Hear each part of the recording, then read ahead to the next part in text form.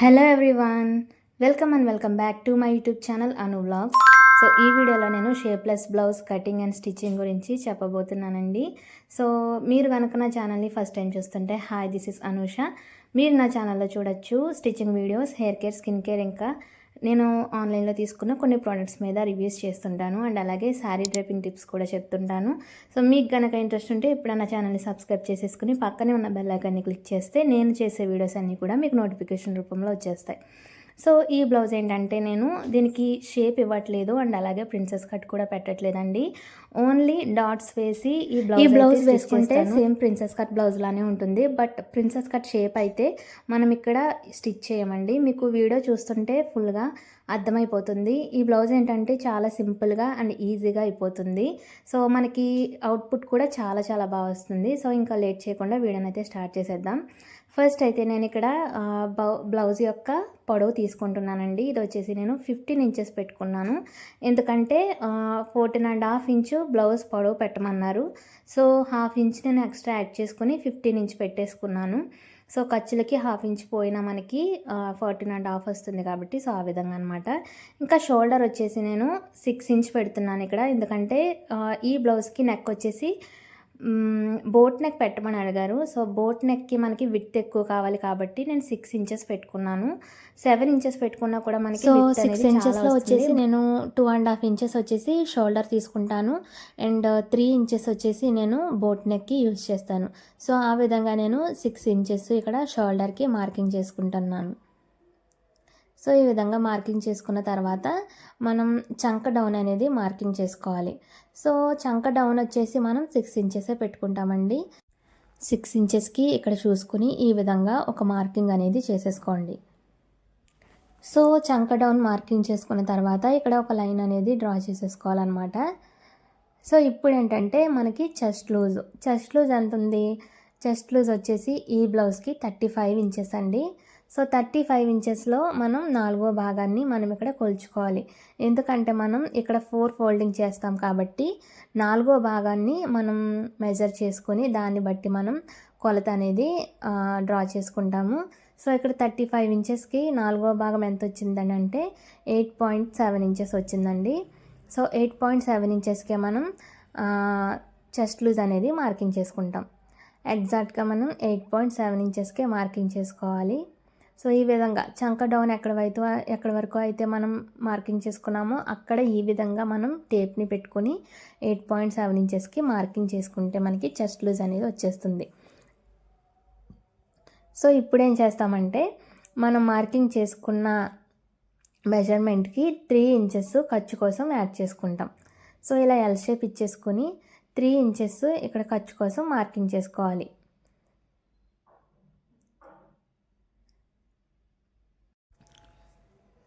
So ఇది ఇక్కడ ఒక లైన్ డ్రా చేసుకోవాలి.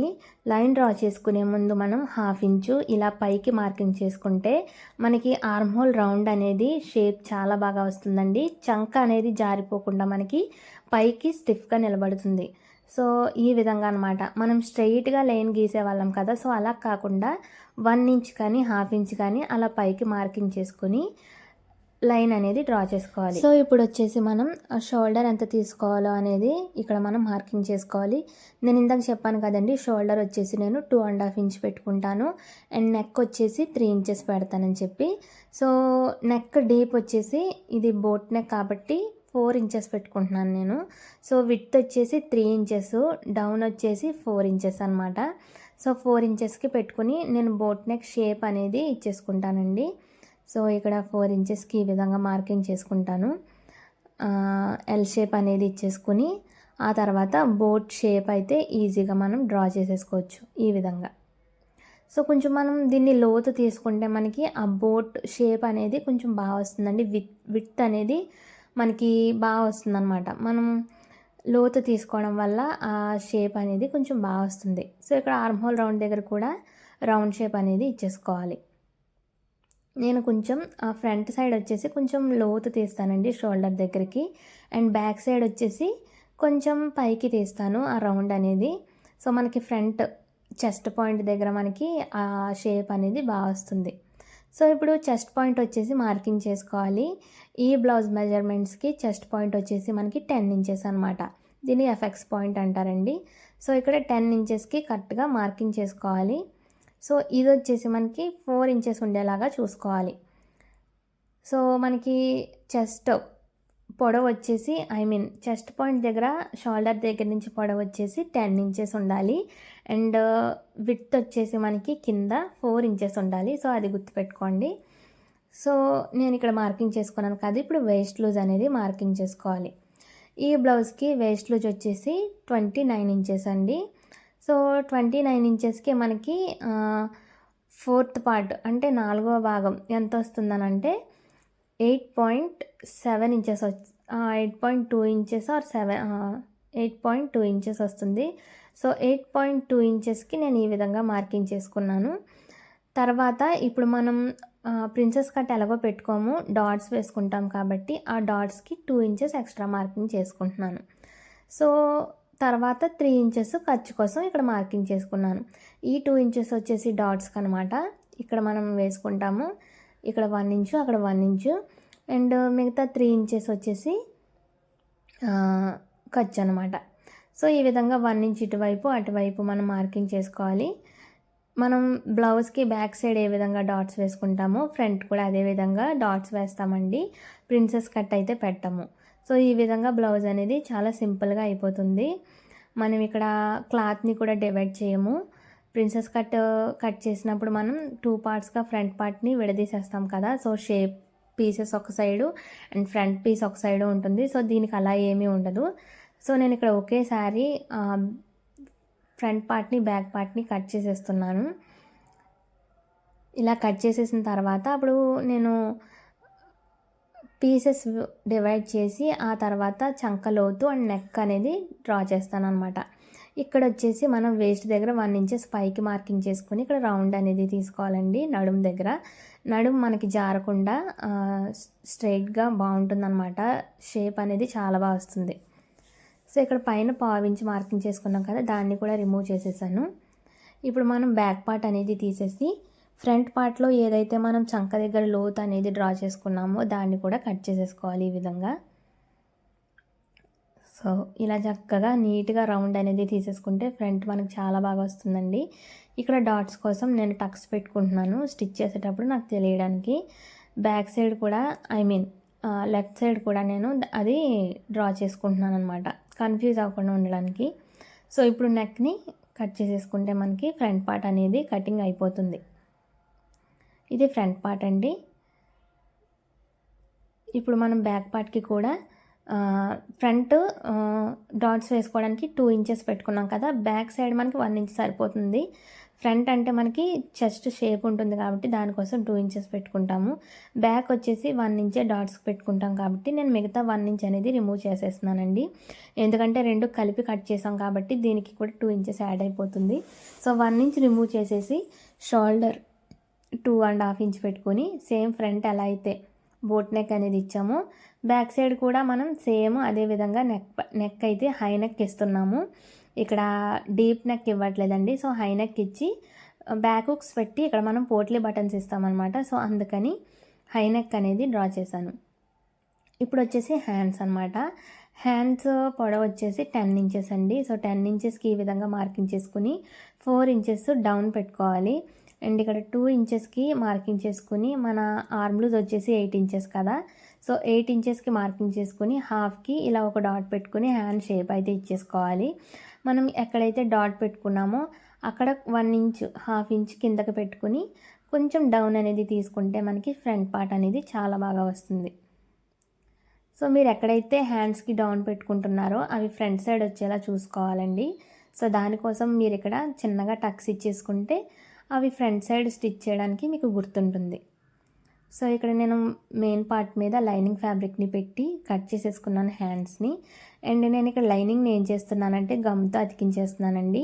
ఈ మధ్య నేను ఇలాగే స్టిచ్ చేస్తున్నాను, చాలా సింపుల్గా అయిపోతుంది. సో లైనింగ్ని మెయిన్ ఫ్యాబ్రిక్కి అటాచ్ చేయడానికి మిషన్ మీద కంటే ఇలా గమ్తో అటాచ్ చేసేసుకుంటే మనం డైరెక్ట్గా మెయిన్ స్టిచ్చెస్ అనేవి వేసేసుకోవచ్చండి, పెద్ద పని ఏం అనిపించదు. సో ఇది ఇలా కూర్చునే చేసేయడం వల్ల చాలా ఈజీ అయిపోతుంది. సో నేను ఫ్రంట్ పార్ట్ బ్యాక్ పార్ట్ రెండు కూడా ఇలా గమ్ వేసి అతికించేసుకుంటాను. ఇలా అతికించిన తర్వాత గమ్ కొంచెం ఆరిన తర్వాత ఒకేసారి నేను షేప్ అనేది కట్ చేసేసుకుంటానండి. మెయిన్ ఫ్యాబ్రిక్ ఖర్చులు ఏమీ ఉంచకుండా ఇంకా లైనింగ్ ఫ్యాబ్రిక్ ఎంత అయితే ఉందో దానికి సమానంగా మెయిన్ ఫ్యాబ్రిక్ని ఈ విధంగా కట్ చేసేసుకుని ఖర్చులన్నీ కూడా ఈ విధంగా రిమూవ్ చేసేసుకుంటాను.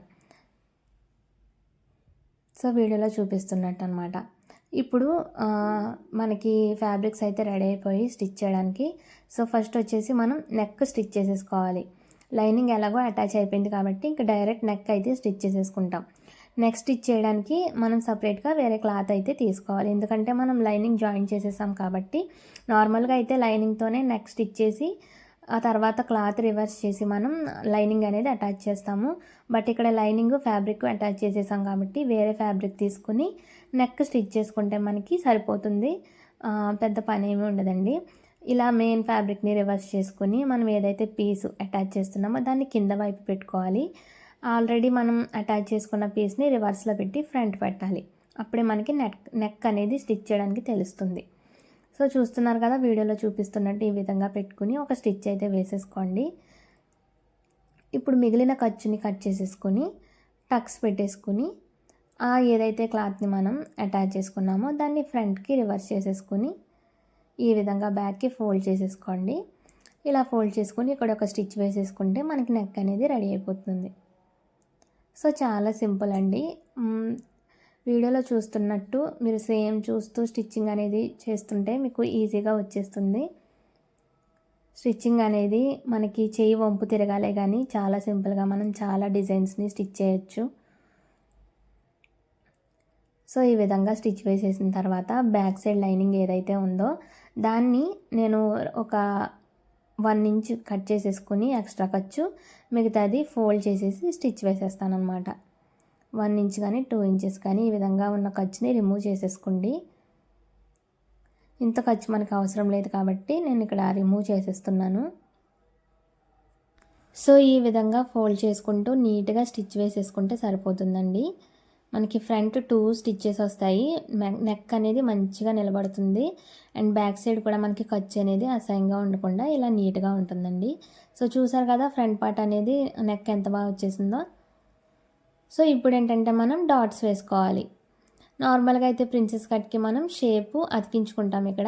ఇక్కడ మనం ఎలాంటి షేపు ప్రిన్సెస్ కట్ పెట్టట్లేదు కాబట్టి డాట్స్ వేసుకుంటే సరిపోతుంది. సో ప్రిన్సెస్ కట్కి కూడా సేమ్ ఇలానే డాట్స్ వస్తాయి, బట్ ఆర్మ్ హోల్ వరకు వస్తాయి అంతే. ఇక్కడ మనం పీస్ని కట్ చేయకుండా నార్మల్ డాట్స్ వేసుకుంటే అంతేనండి షేప్లెస్ బ్లౌజు. సో ఈ విధంగా డాట్స్ వేసేసాను కదా. ఇప్పుడు మనం నడుం బెల్ట్ని యాడ్ చేసేసుకుంటే మనకి ఫ్రంట్ పార్ట్ అనేది రెడీ అయిపోయినట్టే. సో ఇక్కడ నేను నడుం బెల్ట్కి 2 ఇంచెస్ క్లాత్ అనేది తీసుకొని ఈ విధంగా యాడ్ చేసుకుంటాను. ఇలా మనం మొత్తం పూర్తిగా స్టిచ్ చేసిన తర్వాత ఈ క్లాత్ని బ్యాక్ సైడ్కి రివర్స్ చేసుకుని ఒక స్టిచ్ వేసేసుకోవాలి. ఆ తర్వాత బ్యాక్ సైడ్ ఉన్న క్లాత్ని ఫోల్డ్ చేసేసుకుని ఇలా స్ట్రైట్గా ఒక స్టిచ్ వేసేస్తే నడుం బెల్ట్ అనేది యాడ్ అయిపోతుంది. సో అంతే, చాలా సింపుల్. షేప్ బ్లౌజ్ కన్నా princess cut blouse and shapeless blouse చాలా ఈజీ అండి.